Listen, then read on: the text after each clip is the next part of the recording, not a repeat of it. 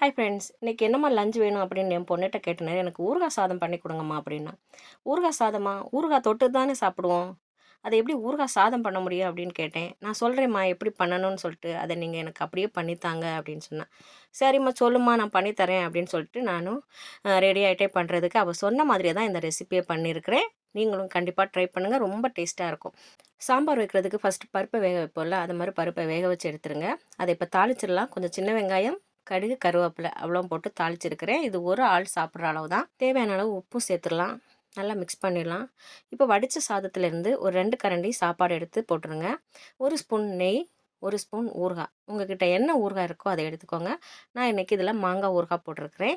நல்லா மிக்ஸ் பண்ணிடலாம். உப்பு தேவையாக இருந்தால் உப்பு போட்டுக்கோங்க. ஊறுகாயும் உங்களுக்கு தேவைன்னா கூட இன்னும் கொஞ்சம் அதிகமாகவும் சேர்த்துக்கலாம். ஊறுகாய் இன்னும் கொஞ்சம் அதிகமாக சேர்த்தோன்னா இன்னும் கொஞ்சம் டேஸ்ட் நல்லாயிருக்கும். ஏன்னா நான் வந்துட்டு 1 ஸ்பூன் ஊறுகாய் போட்டு டேஸ்ட் பண்ணதுக்கே அவ்வளோ டேஸ்ட்டாக இருந்ததுங்க. ரொம்ப சூப்பராக டேஸ்ட்டாக இருந்தது. நெய்யோட மணமும் ஊறுகாயோட டேஸ்ட்டும் ரொம்ப சூப்பராக இருந்தது. கண்டிப்பாக நீங்களும் ட்ரை பண்ணுங்கள். இன்றைக்கி எங்கள் வீட்டில் லஞ்ச் இது தான். வீடியோ பிடிச்சிருந்தா லைக் பண்ணுங்கள். ட்ரை பண்ண மறந்துடாதீங்க.